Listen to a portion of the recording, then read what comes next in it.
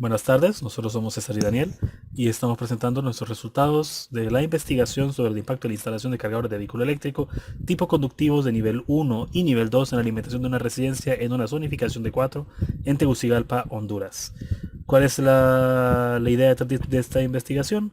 Pues lo que ocurre es que, como muchos de nosotros sabemos, los vehículos eléctricos son una tecnología que está regándose, por así decir, con más intensidad en el mundo. O sea, es cada vez más común esta tecnología.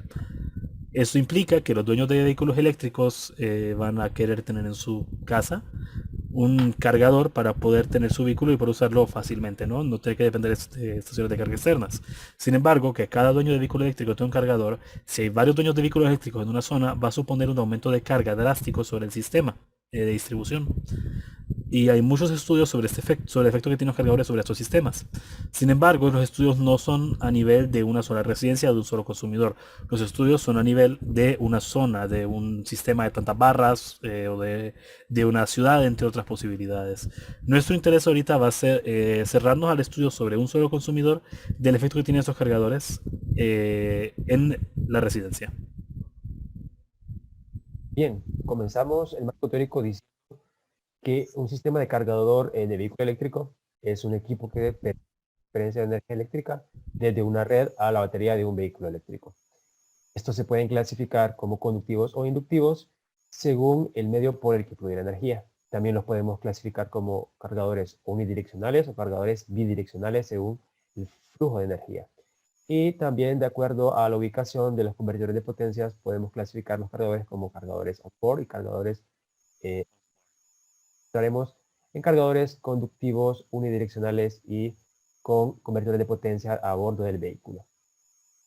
La potencia que tiene un cargador de vehículo determina la rapidez con la que se carga la batería del vehículo eléctrico.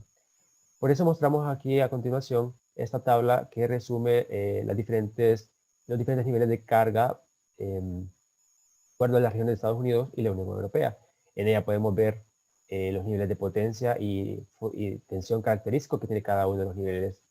Y nosotros vamos a estarnos centrando en el nivel 1 y 2 porque son de uso residencial y privado. Acá también mostramos algunos de los vehículos y sus cargas características, de los cuales seleccionaremos algunos de ellos para estudio, de acuerdo a de estas demandas de carga potencia representativas. Hablando sobre el impacto de los cargadores de vehículo eléctrico sobre una red eléctrica, muchos estudios presentan que se puede producir desviaciones del voltaje de entre 12 y 44%, que son mayores al 10% permitido por la norma europea, aumento en distorsión armónica en las corrientes, aumento de pérdidas entre 40% y 62% cuando pasamos de demanda base a demanda pico, variaciones del factor de potencia, y todos estos resultados nos van a servir como base para poder determinar cuál es el efecto que tiene un cargador de vehículo eléctrico sobre la alimentación de una residencia de referencia que utilizamos tipo R3.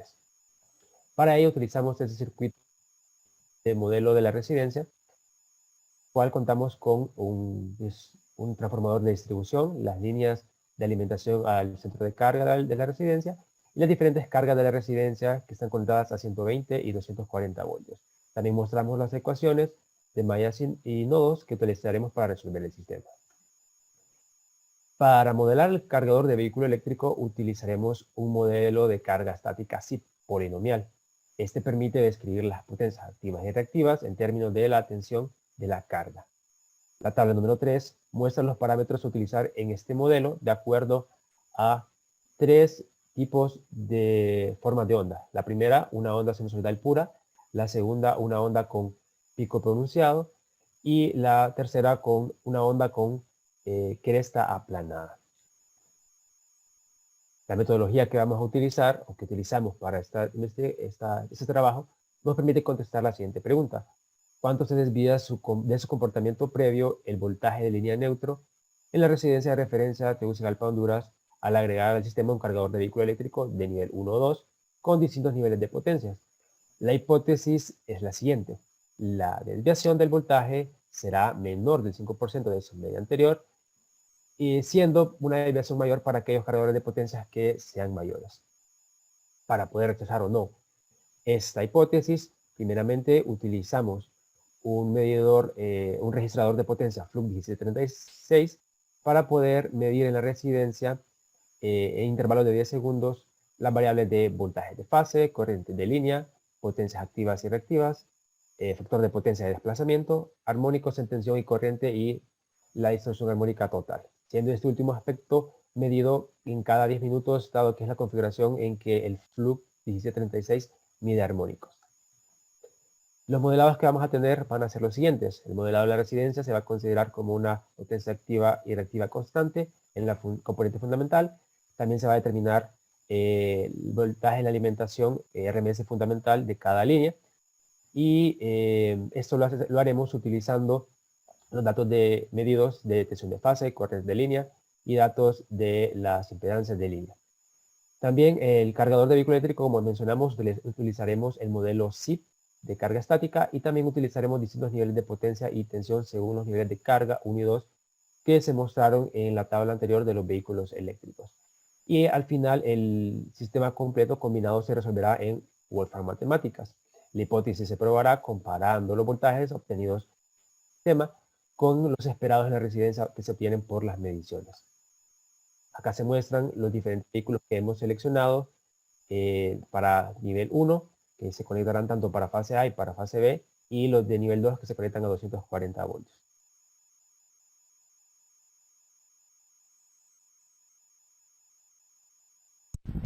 Entonces, ¿qué resultado obtuvimos nosotros de nuestras mediciones?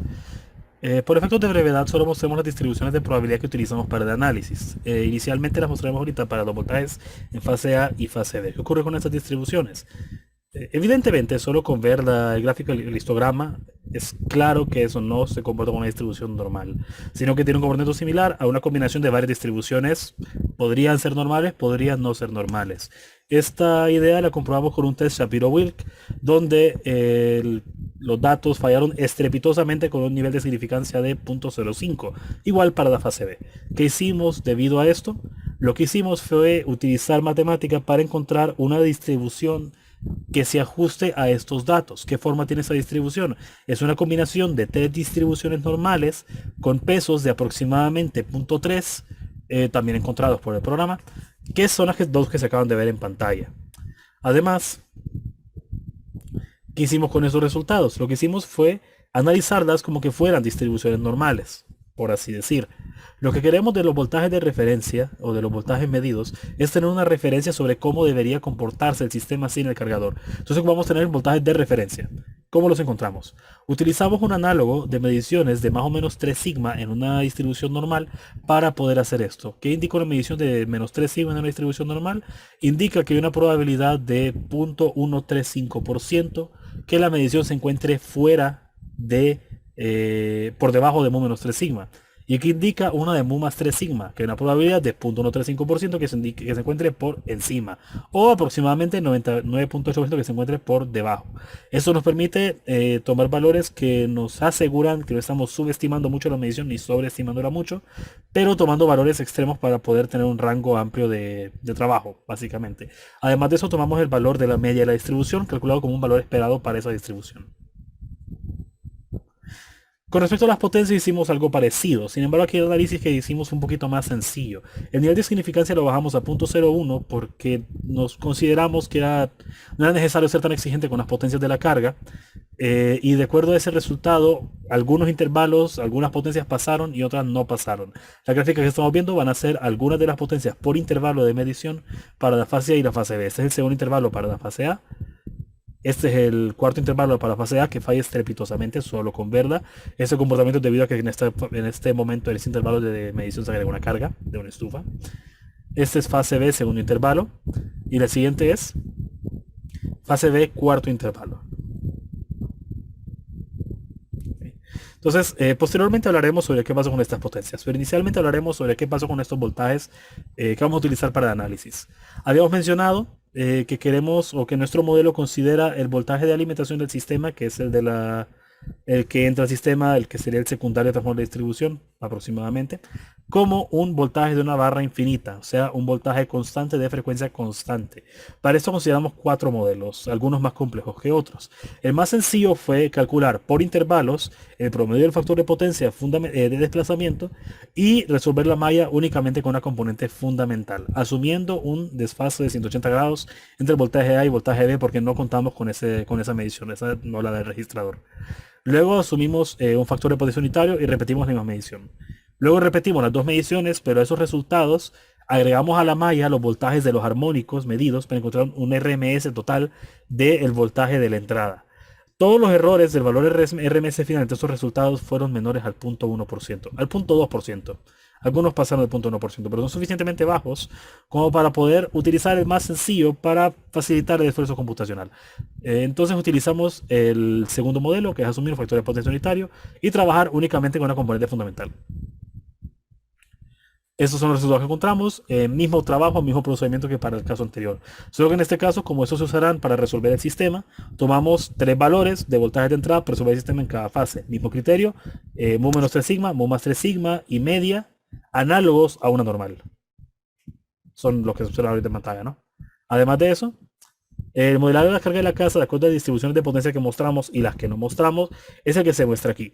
Según el comportamiento, decidimos dos opciones: tomar el valor de potencia medido más 3 sigma o tomar el valor máximo medido. Cuando la distribución fuera normal o fuera aproximadamente normal, tomamos el valor medio de la potencia más 3 sigma como una estimación de un caso muy hostil pero probable en el sistema. En el caso que no fuera así, tomamos el valor máximo a falta de una distribución para poder estimarlo de manera más formal. Entonces el valor máximo igual nos dará una idea de cuál es el comportamiento. Estos comportamientos los determinamos con tests Shapiro-Wilk para escoger cuáles son las que se comportan de una forma o la otra, y los resultados son los que se muestran acá. Además, para poder modelar el cargador, recordemos que ocupamos conocer cuál es el tipo de forma de onda que alimenta el cargador. Puede ser una senoidal pura, puede ser una senoidal con cresta plana o con cresta puntiaguda. La que nosotros tenemos es esta de acá. Esta forma de onda que están viendo en pantalla fue recreada. No es una medición directa. Se recreó con los armónicos medidos por el flux en cada intervalo. Esta es, si no me falla la memoria, para el primer intervalo. Entonces, de acuerdo a eso, utilizamos el modelo de cresta puntiaguda para tomar los modelos del cargador. Entonces, ¿qué resulta de esto? Resulta este modelo para el cargador, de acuerdo al modelo CIP. Para eso consideramos voltaje nominal o voltaje de referencia como 240 voltios AC para los que son de 240 y pues 120 para los que son 120, ¿no? Para los que son una fase, y los que son línea neutra y los que son línea. Además, de acuerdo a la tabla, tomaremos un factor de potencia de 0.999. ¿Qué resulta el sistema de ecuaciones? Resultan los valores de cada una de estas variables que están acá. Voltajes de fase en la carga de la casa, o sea, de línea neutra y línea neutra. Corrientes de fase de entrada a la casa, corrientes de fase en la casa, o sea, corrientes a la carga línea neutra de la casa, y corrientes de entrada al centro de carga. Resulta la corriente del cargador y las potencias activa y reactiva del cargador. Los resultados son los que ven aquí en pantalla. Estaremos viendo varios gráficos diferentes para verlos. En realidad estos gráficos no hay mucho que decir, en todos se observa básicamente el mismo comportamiento y obtenemos esto que está acá. Básicamente observamos que los voltajes siempre se desvían de sus valores de referencia. Obviamente, el gráfico que están observando, las barras de error representan los cálculos hechos para mu más 3 sigma y mu menos 3 sigma, y los valores centrales representan el cálculo hecho para la media. Entonces observamos en especial en 240 que siempre hay una disminución en nivel de voltaje con respecto a la referencia tomada. Y la comparación, la sombra, representa mu más 3 sigma y mu menos 3 sigma para los voltajes medidos. Además, tenemos estos gráficos que nos muestran el porcentaje de error, que ya están en porcentajes, de nuestros cálculos con respecto a las referencias tomadas. Estas referencias son porcentajes de error con respecto a mu menos 3 sigma. No, perdón. No, sí, con respecto a calculadas en mu menos 3 sigma. Entonces tenemos esos resultados de aquí, donde tenemos las tensiones de fase de cada uno de los carros. Vamos a observar que según la leyenda, el error aumenta a mayor potencia en la carga. Donde los mayores errores siempre vamos a tener para el Tesla Roadster, que es el carro de 11 kilowatts. Mismo comportamiento se va a observar en las siguientes gráficas.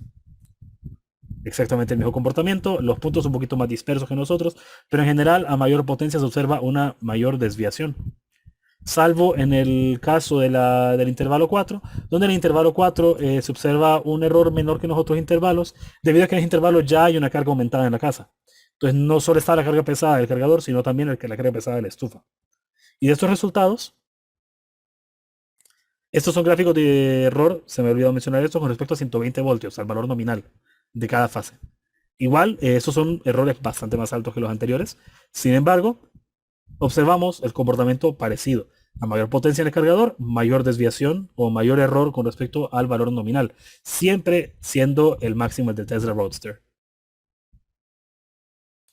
¿Qué podemos concluir? Nuestras conclusiones serían sencillas. La primera es que la hipótesis no se rechaza, definitivamente no se rechaza. Todas las desviaciones que medimos o que calculamos fueron menores al 5%. De hecho, las desviaciones con respecto a las referencias de voltaje de Mu fueron siempre menores al 2%. Además, las desviaciones con respecto a la nominal de 120 voltios fueron menores al 5%. Todas eran en el orden de 2%, 1 punto algo por ciento. Entonces observamos que las desviaciones son bastante bajas y de acuerdo a la norma europea, la norma IEC nos dice que las desviaciones de la media del valor nominal no deben ser mayores a 10%. Estos valores son completamente aceptables. En efecto, perjudica un poco el valor de voltaje en la instalación del cargador, pero no es algo preocupante. Son todavía valores esperables. Por otro lado, como es de esperarse, las desviaciones más altas se obtienen con el Tesla Roadster de 12.5 kilowatts. Todas son menores al 2% y siguen estando muy por debajo del 10% que se permite por la norma. Eso fue todo.